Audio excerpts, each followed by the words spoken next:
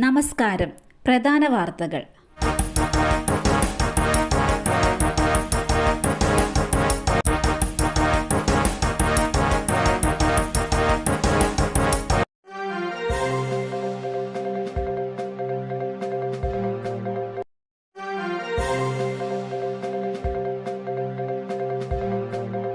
അനസൂയ ഇനി അനു കതിർ. സിവിൽ സർവീസിൽ ലിംഗമാറ്റം അംഗീകരിച്ച് കേന്ദ്രം. സിവിൽ സർവീസ് ഉദ്യോഗസ്ഥരുടെ ഔദ്യോഗിക രേഖകളിലും പേരും ലിംഗവും മാറ്റാൻ അനുമതി നൽകി കേന്ദ്ര സർക്കാർ. ഇന്ത്യൻ റവന്യൂ സർവീസിലെ മുതിർന്ന ഉദ്യോഗസ്ഥയായ എം അനസൂയ തന്റെ പേര് എം അനു കതിർ സൂര്യ എന്നും ലിംഗം പുരുഷനെന്നും മാറ്റാൻ നൽകിയ അപേക്ഷ അംഗീകരിച്ച് കേന്ദ്ര സർക്കാർ ഉത്തരവിറക്കി. രാജ്യത്തെ സിവിൽ സർവീസ് ചരിത്രത്തിൽ ആദ്യമായാണ് ഇത്തരത്തിൽ ഒരു ഉത്തരവ്. വ്യത്യസ്ത ലിംഗവിഭാഗങ്ങളെ ഉൾക്കൊള്ളാൻ വിമുഖതയുള്ളവരുടെ കാഴ്ചപ്പാടിൽ വലിയ അളവിൽ മാറ്റം കൊണ്ടുവരാൻ ഈ നടപടിക്ക് കഴിയുമെന്ന് സർക്കാർ വൃത്തങ്ങളും പ്രതീക്ഷ പ്രകടിപ്പിക്കുന്നുണ്ട്. Hyderabad customs, excise and service tax appellate ട്രൈബ്യൂണലിന്റെ ചീഫ് കമ്മീഷണറുടെ ഓഫീസിൽ ജോയിന്റ് കമ്മീഷണറാണ് എം അനു കതിർ.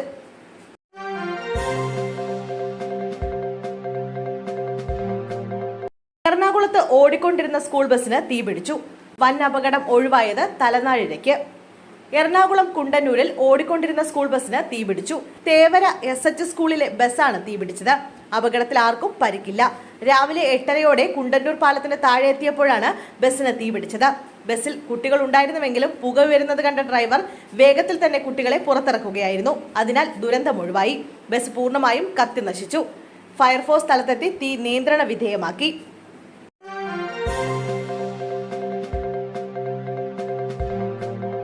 വിവാഹമോചിതയായ മുസ്ലിം സ്ത്രീക്ക് ജീവനാംശം തേടാം. സുപ്രീം കോടതി. വിവാഹമോചിതയായ മുസ്ലിം സ്ത്രീക്ക് ക്രിമിനൽ നടപടി ചട്ടത്തിലെ സെക്ഷൻ 125 പ്രകാരം ഭർത്താവിൽ നിന്ന് ജീവനാംശം തേടാമെന്ന് സുപ്രീം കോടതി വിധി. വിവാഹമോചിതയായ ഭാര്യയ്ക്ക് ജീവനാംശം നൽകാനുള്ള നിർദ്ദേശത്തെ ചോദ്യം ചെയ്ത മുസ്ലിം യുവാവിന്റെ ഹർജി തള്ളിയാണ് justice BV Nagarathna, justice Augustine Joseph Masih എന്നിവരടങ്ങിയ ബെഞ്ച് വിധി പറഞ്ഞത്. വിവാഹിതരായ സ്ത്രീകൾക്ക് മാത്രമല്ല എല്ലാ സ്ത്രീകൾക്കും സെക്ഷൻ 125 ബാധകമാകുമെന്ന നിഗമനത്തോടെയാണ് ക്രിമിനൽ അപ്പീൽ തള്ളുന്നതെന്ന് ജസ്റ്റിസ് നാഗരത്ന പറഞ്ഞു. ജസ്റ്റിസ് നാഗരത്നയും ജസ്റ്റിസ് മസുഹും വെവ്വേറെയാണ് വിധി പുറപ്പെടുവിച്ചത്.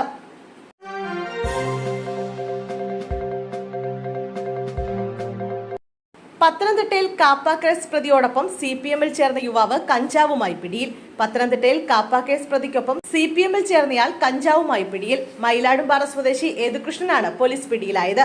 ഇയാളിൽ നിന്ന് 2 ഗ്രാം കഞ്ചാവ് എക്സൈസ് കണ്ടെടുത്തു. കോളേജ് ജംഗ്ഷനിൽ നിന്നുമാണ് ഇയാളെ കഞ്ചാവുമായി പിടികൂടിയത്. കേസെടുത്ത എക്സൈസ് പിന്നീട് ജാമ്യത്തിൽ വിട്ടയച്ചു. കഴിഞ്ഞ വെള്ളിയാഴ്ചയാണ് കാപ്പ കേസ് പ്രതി ശരൺചന്ദ്രനൊപ്പം യേതുകൃഷ്ണനും മറ്റുള്ളവരും CPM-ൽ ചേർന്നത്. നേരത്തെ BJP പ്രവർത്തകരായിരുന്നവരാണ് CPM-ൽ ചേർന്നത്. CPM ജില്ലാ സെക്രട്ടറി KP ഉദയഭാനു, ആരോഗ്യമന്ത്രി Veena George, KU Janeesh Kumar MLA തുടങ്ങിയവർ ഇവരെ സ്വീകരിക്കുന്ന ചടങ്ങിൽ പങ്കെടുത്തിരുന്നു.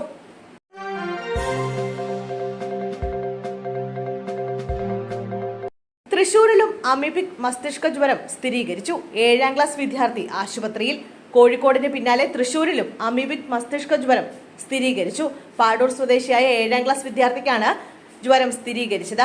ആദ്യമായാണ് തൃശൂരിൽ ജ്വരം സ്ഥിരീകരിക്കുന്നത്. കുട്ടി എറണാകുളത്ത് ചികിത്സയിലാണെന്നും ആരോഗ്യനില തൃപ്തികരമാണെന്നും ആരോഗ്യവകുപ്പ് അറിയിച്ചു. കോഴിക്കോട് സ്ഥിരീകരിച്ചതുപോലെ അപകടകരമായ മസ്തിഷ്ക ജ്വരമല്ലെന്നും വെർമബീബ വെർംഫോർസിസ് എന്ന അണുബാധയാണ് കുട്ടിക്കുണ്ടായതെന്നും ആരോഗ്യവകുപ്പ് അറിയിച്ചു.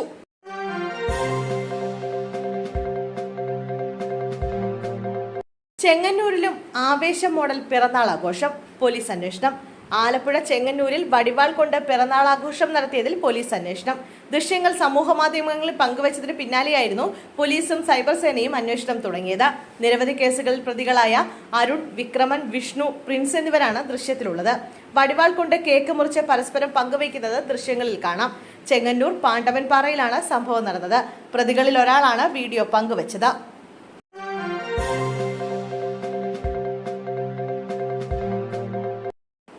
തിരുവനന്തപുരത്ത് വീണ്ടും 2 പേർക്ക് കൂടി കോളറ സ്ഥിരീകരിച്ചു. തിരുവനന്തപുരം സ്വകാര്യ സ്ഥാപനത്തിലെ 2 പേർക്ക് കൂടി കോളറ സ്ഥിരീകരിച്ചു. രോഗലക്ഷണങ്ങളോടെ ചികിത്സയിലുണ്ടായിരുന്ന 2 പേരുടെ സാമ്പിളുകളാണ് പോസിറ്റീവായത്. ഇതോടെ 3 പേർക്കാണ് ഈ സ്ഥാപനത്തിൽ കോളറ സ്ഥിരീകരിച്ചത്. ചികിത്സയിലുള്ള എല്ലാവരുടെയും ആരോഗ്യനില തൃപ്തികരമാണെന്നാണ് ആരോഗ്യവകുപ്പ് അറിയിച്ചത്. രോഗ ഉറവിടം ഇനിയും കണ്ടെത്താനായിട്ടില്ല. ഈ മാസം ഇതോടെ 4 കോളറ കേസുകളാണ് സംസ്ഥാനത്ത് സ്ഥിരീകരിച്ചത്. നേരത്തെ കാസർഗോഡ് ഒരു കേസ് സ്ഥിരീകരിച്ചിരുന്നു.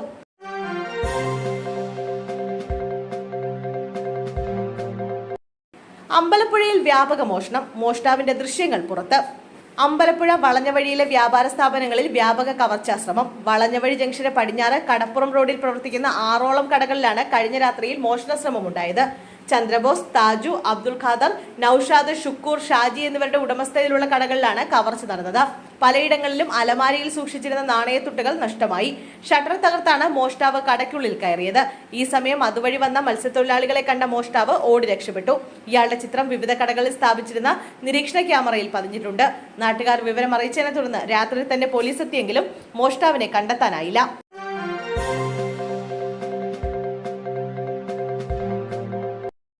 ആരോഗ്യവകുപ്പിന് 100 കോടി അനുവദിച്ച കേന്ദ്രം. കേരള ആരോഗ്യവകുപ്പിന് കേന്ദ്രം 100 കോടി അനുവദിച്ചു. കേന്ദ്ര ആരോഗ്യ മിഷനാണ് ഫണ്ട് അനുവദിച്ചത്. ആശുപത്രികളുടെ ബ്രാൻഡിംഗ് പുരോഗമിക്കുന്നതിനിടെയാണ് കേന്ദ്ര ഫണ്ട് അനുവദിച്ചത്. ഈ ഇനത്തിൽ കേരളത്തിന് ലഭിക്കാനുള്ളത് 537 കോടി രൂപയാണ്. പനിയടക്കമുള്ള സാംക്രമിക രോഗങ്ങൾ പകരുന്ന സാഹചര്യത്തിൽ കേന്ദ്രം ഫണ്ട് അനുവദിച്ചത് സംസ്ഥാന സർക്കാരിന് വലിയ ആശ്വാസമാകും. സബ് സെന്ററുകൾ, family health centre, urban family health centre, urban public health centres എന്നിവയുടെ ബ്രാൻഡിംഗ് പ്രവർത്തികളാണ് ഇപ്പോൾ നടക്കുന്നത്.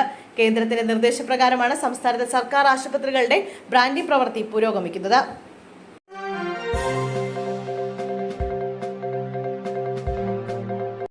പത്തനംതിട്ടയിൽ CPM മുൻ ലോക്കൽ സെക്രട്ടറി BJPയിൽ ചേർന്നു. പത്തനംതിട്ട ഏനാത്ത് മുൻ ലോക്കൽ സെക്രട്ടറി അരുൺകുമാറാണ് CPM വിട്ട് BJPയിൽ ചേർന്നത്. അരുൺകുമാറിനെ BJP സംസ്ഥാന അധ്യക്ഷൻ K. സുരേന്ദ്രൻ പാർട്ടിയിലേക്ക് സ്വീകരിച്ചു. DYFI കൊടുമൺ മുൻ ഏരിയ പ്രസിഡന്റ് കൂടിയായിരുന്നു അരുൺകുമാർ. കഴിഞ്ഞ ദിവസം പത്തനംതിട്ടയിൽ BJPയിൽ നിന്ന് 62 പേർ CPMൽ ചേർന്നിരുന്നു. ഇതിന് പിന്നാലെയാണ് പാർട്ടിയിലെ ലോക്കൽ സെക്രട്ടറി BJPയിൽ ചേർന്നത്.